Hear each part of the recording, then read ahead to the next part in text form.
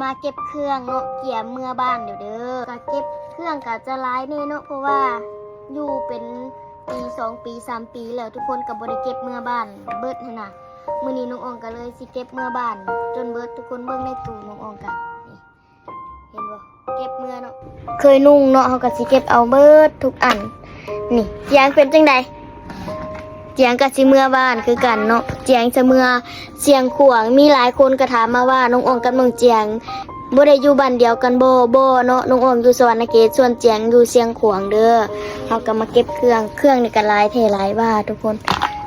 จังไดน้องอองก็ขอบใจเนาะพ่อบอยที่คอยซัพพอร์ตให้กำลังใจน้องอองมาโดยตลอดบ่ว่าสิอยู่ไสเนาะบ่ว่าค่ากินค่าอยู่บ่อนนุ่งบ่อนนอนเนาะที่เราเคยช่วยเหลือน้องอองน่ะบ่เคยลืมเด้อทุกคนน้องอองมีมื้อนี้ก็ย้อนพ่อบอยเนาะน้องอองก็บอกได้เลยจากคนที่แบบบ่ฮู้จักอีหยังบ่เคยอยู่ในเมืองบ่เคย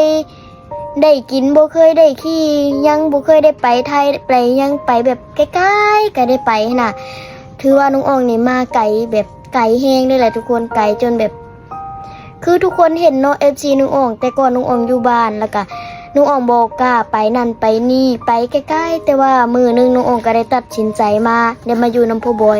ฮู้จักหลายสิ่งหลายอย่างเนาะก็ขอบใจพ่อบอยขอบใจไอกิซันที่ให้โอกาสน้องอ้องคนนี้ให้มีเขาเอิ้นว่าจังได๋มีชื่อเสียงก็เป็นได้เนาะเพราะว่าได้มาอยู่นำพ่อบอยแล้วก็ฮู้จัก FC หลายคนเนาะ FC หลายคนก็ฮักแพงเฮาน่ะขอให้เดินทางปลอดภัยเด้อเจ้าก็คือกันเด้อเมื่อฮอดบ้านแล้วก็อย่าลืมทักหากันแน่บอกกันแน่ว่าฮอดบ้านแล้วจะได้บ่ได้เป็นห่วงขอให้เดินทางปลอดภัยยังฮักแพงคือเก่าเด้อ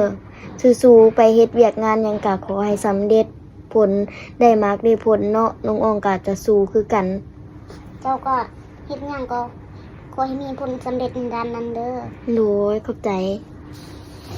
เมื่อฮอดบ้านอย่าลืมทักหาล่ะบ๊ายบายทุกคนไปก่อนใครที่ฮักน้องอองอยากสนับสนุนก็อย่าลืมเด้อสบู่บอกต่อเนาะ1 ก้อน 2 ก้อน 3 ก้อนพร้อมเบอร์โทรได้เด้อ